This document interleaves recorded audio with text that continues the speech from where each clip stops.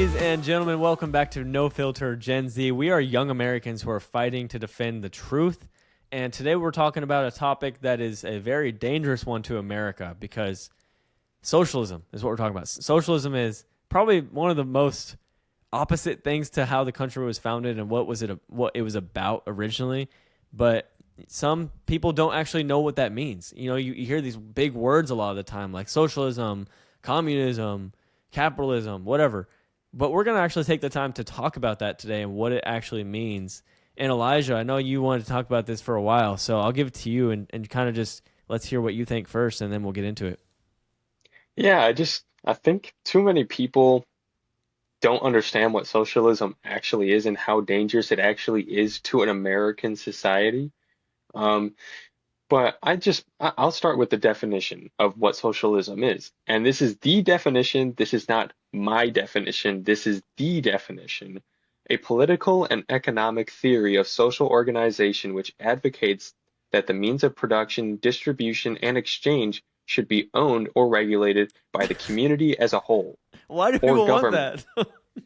I don't understand. Do you understand how many people live in America? Do you, that means that because there's so many people and too many people that live here, we would have to give all the power to the government to It makes make me laugh. decisions about our economy. And then through that, we can see the biggest socialist countries, biggest examples are Cuba, Russia, specifically communist Russia, Soviet Union, and China. And can we all see where they're at right now? Do we really want to follow suit in that? I'm sorry, you can say there's a different way to go about it. There is not. It always leads to the same thing. Do you think these three countries knew exactly what that would look like? No. And yet all three of them are in the same exact spot. Central, central ownership and instead of private individual ownership sounds like a disaster. What a wreck. It's just the fact that people have so much initial faith in the government like that, where they're like, oh, you can take care of our Yeah, like needs. it sounds good. Free everything. We just get everything from you. You can control everything. No, actually, first of all, nothing is free is never free. And that goes with anything. And also, why are we putting our faith primarily in the government to take care of us? Like, why did we ever think that that would be beneficial to anyone? Because you just listed off, those several countries where it literally has failed so horribly. Because again, when you have the wrong people in power, not saying we have the wrong people in power, but again, we wouldn't do well with socialism as a whole. But when you have the wrong people in power, then obviously that is going to escalate the issues of socialism even more, because if the wrong leaders are in power, then as far as goods and services are being implemented poorly, and obviously they're controlling everything. So I mean, the ownership that is not yours, that would be just a huge problem. That's why it is for so many countries. Yeah, when I think, like, if you just think of just economically, just think of just economics. When you don't have an incentive like capitalism offers with free markets where you can do what you want to do, you can build what you want to build and get a return on your work. How hard you work determines what you get. That incentivizes people to work harder, to do more, to be more uh, entrepreneurial and ambitious and inventive, making new things in progress, right? When you have a socialist society where things are given to everybody, distributed equally, and everyone is looking to the government to get it, you remove the incentive and kind of just remove the desire to work hard, to be the best and the brightest, and to make progress, right? Why would you do it if you're going to get the same result? You know what I mean? And not only that, with socialism, the group, the community, or as I like to call it, the government, because it always turns out to be the government owning the economy. Yeah, They yeah. own the farms, they own the banks, they own the mines, they own the transportation and the communication. So all five of those things are super huge for the economy, for the way you live. And if the government controls the farms, the shops, the markets, all that stuff, and it's equal for everyone. Odds are, with the amount of people we have in this country, you are not going to be fed well. You're not going to work hard. You're not going to get to many places. You're not going to be able to enjoy life to the fullest. America is a free country right now. It wouldn't be with socialism. No. And Karl Marx viewed, I'm reading this right now, he viewed socialism as a transitional phase toward communism. Yep.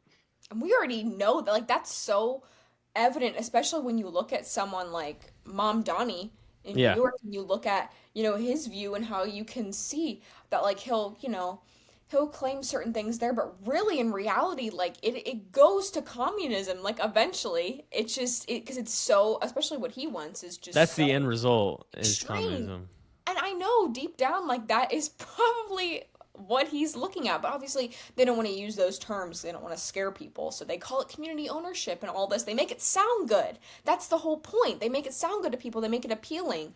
And like you said, there is, with socialism, there isn't a lot of incentive with work. And it just makes it sad when, if people are working hard, you have a hardworking family, you have a hardworking couple, they're doing what they need to do. They're, trying to do the best they can that way. But Yeah. then they are paid and given the same as someone who is not doing anything at all with their life. And maybe they are on, like, the less fortunate side, but the fact that they are not trying to better themselves and benefit themselves in any way by working hard, but they're just doing it because, oh, they know that the government is going to provide for them, then it's like, Sets up a disaster of a plan. yeah. And there's no good hard work ethic that comes from that. It comes, even when we think our society is lazy now, Oh we really boy. want to see what it looks like under full-blown socialism into communism. I don't think so. The reason why America is still here 250 years later is because of capitalism. Is because there was an incentive to work harder, earn more, make advancements. Think of technology. Think of medicine. Think of, I mean, the way we do work. Everything has advanced because of capitalism. Because there's an incentive. There's a reason to work harder. There's a reason to create a new market and go further and make progress. Space travel, like all these different things, because of the opposite of socialism. Socialism would make you, like you just said, Lydia, lazy. You would have the same. I mean, when you can compare that to someone who just lays on the road and doesn't want to work, and you get the same thing, you think you're gonna last in a society like that? No, you're not. And Not even remotely. no, not at all. It destroys the desire to invent and create and produce new things. And the Bible even says you reap what you sow. And if you take away the incentive, you're not really reaping what you sow. You're just getting what everyone else is getting, and that just doesn't make sense to me. Well, I like the quote, a quote from John Smith, one of the original settlers here, and he says, "He that will not work shall not eat." And I Mm, think I live by that. I work my butt off. I buy what I like to eat, and I eat, and I earn my keep. I pay rent. I pay for a car.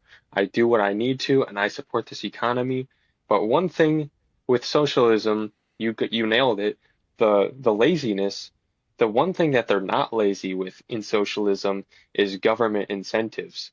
And you can mm, see this in communist China, the Chinese Communist Party. They will they will have this honor system in their society where if you tattle on someone who badmouths the government or thinks they're bad, you can tattle on them, and in exchange, they'll give you high rank, they'll give you more money, they'll give you a nice house, they'll let you take a vacation to America. This is something that happens in China, and this is something that stems from all sorts of socialist views, is the government will hire you and pay you to stay in power. And through that, they establish fear in the populace, so no one speaks out. And then they independency. can, yeah, they require you to be dependent. And then through that, now socialism thrives, but not in you, but rather the government. Yeah, whoever's at the top will benefit from this, but the average American, the middle American, the heart of the country will not thrive. No. people, I don't think people realize how dangerous that kind of way of thinking is to the way our country runs right now. Like, if you think of America, the American dream is built on capitalism because you can start your own business. You can build your own things. With socialism, you want the land owned by the government, you want the factories owned by the government, like all these things. You're taking away small business, you're taking away entrepreneurship, and when you take away those things, you're going to leave people with, I don't even know what you like. You might get some benefits from these social things for like the very beginning, and then slowly it's going to start trickling down and become unlivable. Those kind of countries, if you look at them like you just said, Elijah, they don't thrive because of that system. I think it's honestly very ironic that an incentive for telling on someone in communist China is to come to America. Like, Yeah, how ironic is that? Like, we're obviously not communist, and so just to say that that's an incentive, I just wonder what a lot of those citizens that live in China, like what they think of us when they come over here, like how different it is here, and we're actively fighting back socialist leaders in our country and representatives. So it's like we're dealing with that here. Obviously, we're not socialists, but obviously there are people within our government that do hold those values, and so we have to be so careful just who we vote into offices, whether it be local on the local level or on the federal level, because it can creep in just as easily as it has in other countries. We think that we won't be the next, but we could be if we let our guard down. And I think it's so interesting what you said, Camden, about you reap what you sow. But with socialism, you're not even dealing with the reaping; you're just dealing with the sowing, and everyone yeah. sows the same because the government sows for us. So the government reaps for us, and they give us all the share. And I mean, honestly, if I was a hardworking person in a socialist country, it would be very hard for me to have the motivation to work because again, there is Exactly. It takes away the motive. I don't blame people for not wanting to work hard anymore in countries like that, because what's the point? Because you're not able to provide for your family in the way that you want to feel satisfaction of doing in other countries. There's a reason why everyone's trying to get to America right now. Like, there's a reason why immigration is such a huge thing because people want what America has, the American dream of even in the circumstances we're in today. We say, people talk about how bad it is here. Well, you have no idea compared to the countries that do promote socialist ideas and values compared to capitalist ones like we have here. Some people, especially on the left, like all the radical people, think capitalism is the worst thing in the world. They're like anti-capitalist, but what is the downside of capitalism?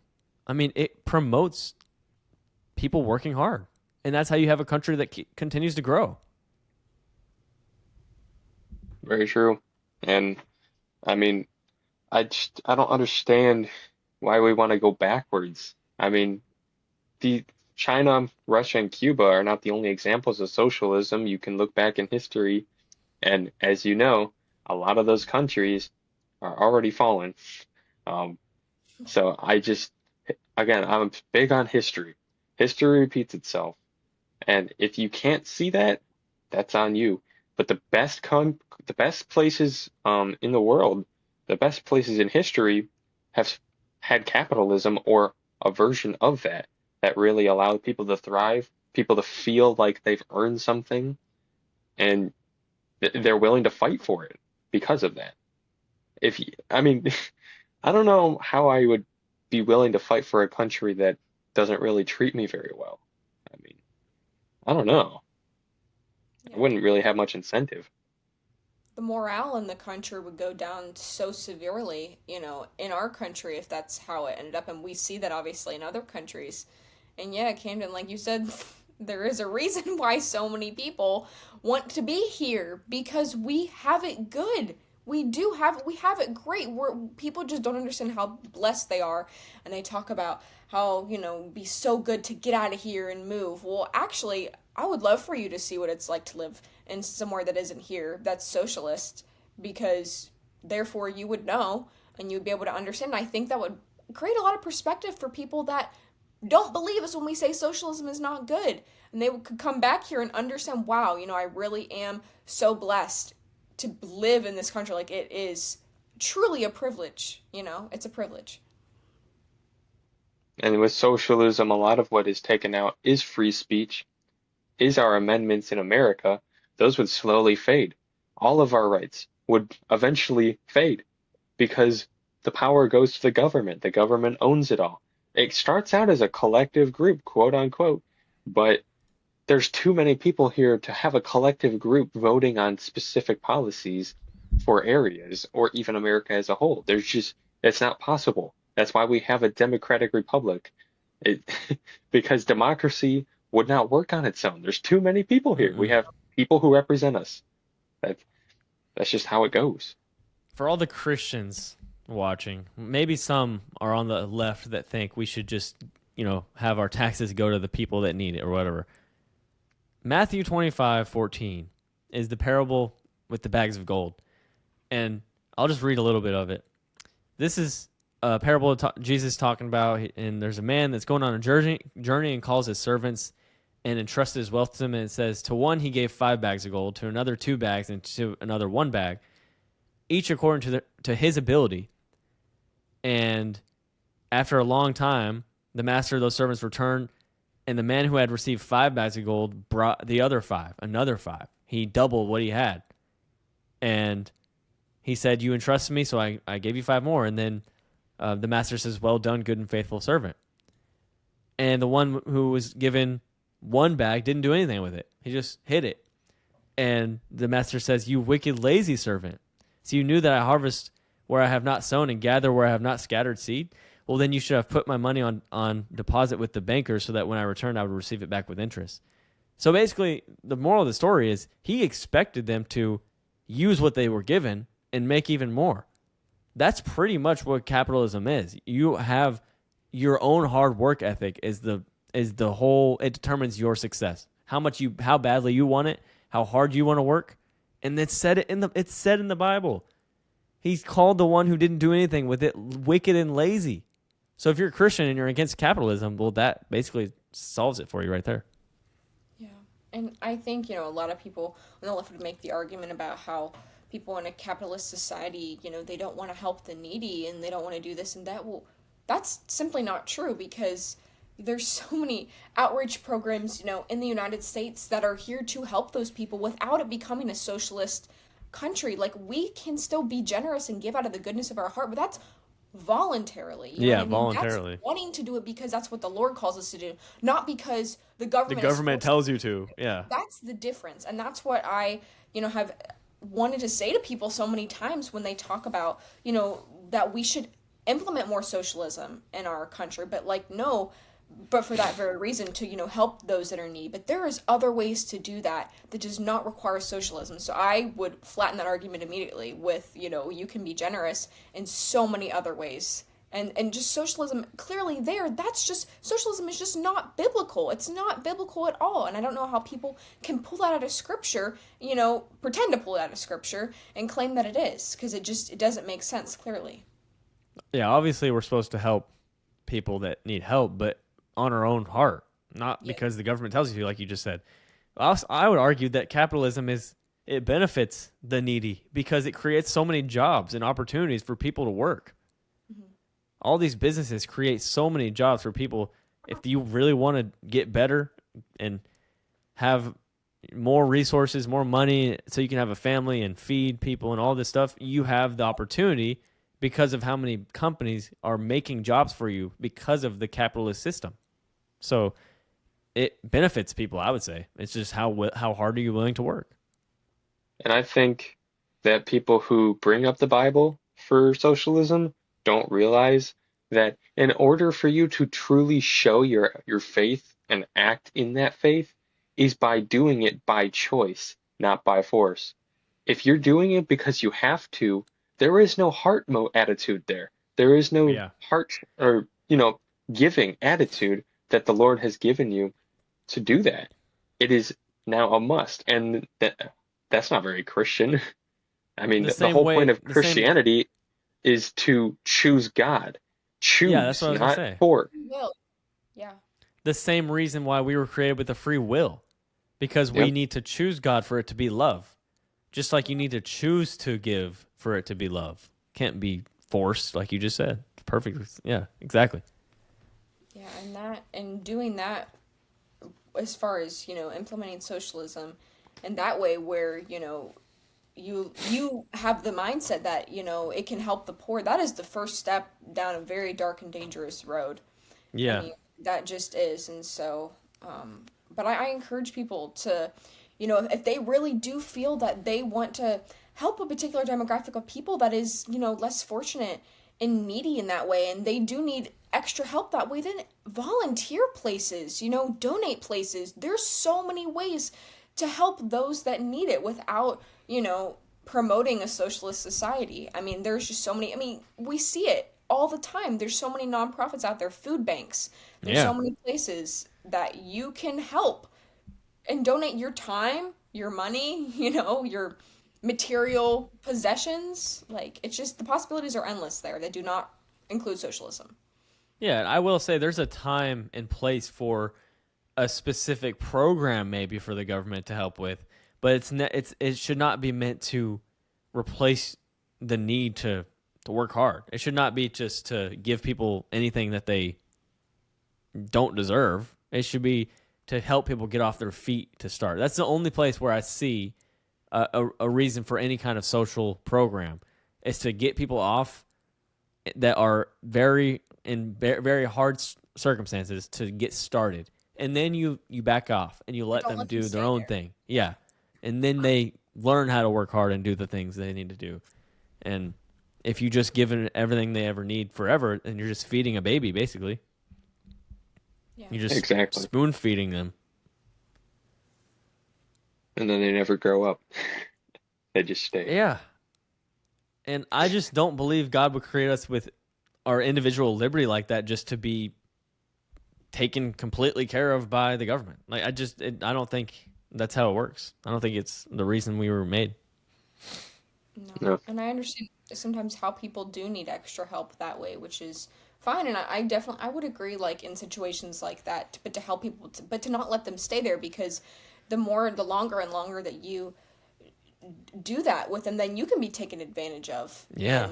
And, and obviously, like, And if you don't want to have to rely on them for anything, you want to have your own your own means. You don't want to rely on anybody for anything besides yeah, God. it's the pride of ownership. That's the whole thing of being able to, you know, work for what you need and, work hard and be successful that way. I mean, that's the whole argument there. And I think that's why capitalism works so well, because you can just see how people have so much pride with, especially with, like, when you look at entrepreneurship and family business, and you look at how people maybe have started and, where they Mm-hmm. are now and the legacy that they're carrying on for their, kids and their grandkids. And so I just think you don't have that with socialism. That's absent. So, Ownership is a very powerful thing. When yeah. you own something, you value it a lot more. And I think that's how you get people to love America again, is have them start owning things. We need to lower the prices of housing. I think the time would be way better spent on getting those prices of housing down than worrying about social programs. I mean, if we can get that down and people can own a house again and own things, you start to value what you have, and you actually start to want to keep it that way. And that is a more conservative thing. So then you start to love America more because you value it that much more when you own a piece of it. So I think ownership is vital to a country. You can't just have the government owning everything. Yeah. It needs to be the exact opposite. For real. Yeah, and I think it speaks volumes. Even Charlie Kirk talked about this, but just like, being able to own homes again, being able to buy groceries, afford your car, just afford gas, like all of these things. And so, yeah, I agree. That is the first step, making it more affordable. Like, that is conservative That idea. is where we should put our energy towards. Trump ran on. I mean, that's literally what he ran on, is lowering these prices to the affordability, because that's why our generation just struggles to live independently. Like, Yeah. it's just so much harder for us nowadays, just because the cost of living and the cost of everything has gone up. So no wonder it's hard for even the average American family, not even someone that's, poorer, but just someone Yeah. that is middle of the road, middle class. It just can be so much harder nowadays. I mean, I think we all here still live at home, right? Yeah. Yeah, I mean Yes, sir. it's a trend with how much housing it costs now. That's one of the main issues I would say if we're gonna spend time thinking about anything, do that. Yeah. Get people Especially in ownership Florida. back. Yeah. Florida's crazy. It's crazy. As good as our politics are here, That's my one complaint. Like I love a lot of the Yeah. things that Trump has done so far, but they've got to do something with housing. It's crazy. yeah, I'm sure. I hope we'll see it soon. I mean, again, I'll give him this. I mean, he's done a lot, and it's only almost the first year, Yeah, it's still very early. but it's still, which is crazy that it's almost been a year. Yeah, That is That crazy. it is crazy. But yeah, anyways, that's the reasoning why we don't want socialism in America. I don't even know if you can have an America and socialism. You can't We put weren't in. built on that. No. It's like when they take a ride at Disney World and they put a new ride in its place and it just doesn't work. Like It's not the like same. I've like Splash Mountain for example, and then I went on Tiana's and I was like, you can't replace such a classic ride. You can have, it only has so much potential when it's in the same exact frame of a different ride. And I think that's socialism in America. If you put that in, you're gonna cap on your potential because it's not built for that. It wasn't made for that reason. So it kind of throws everything off. You know what I mean? That was a So- good analogy. Yeah, that's what I thought of. Because, I mean, just being honest, you can't just replace. You can't recreate something in the place of something else and expect it to be better off. You have to go start a socialist country somewhere else. Don't bring it in America. It's not going to work. No, No. you can't put something in the mold that was meant for something else. Exactly. Good way to put it. There you go. All right. Well, thank you guys. Let us know your thoughts on socialism in the comments. What do you think? Do you think it's beneficial to America or is it detrimental to America? Let us know. Thank you for watching. Click that subscribe button. We're going to continue fighting for the truth and the values that we stand on here. And we'll see you guys next week. Peace.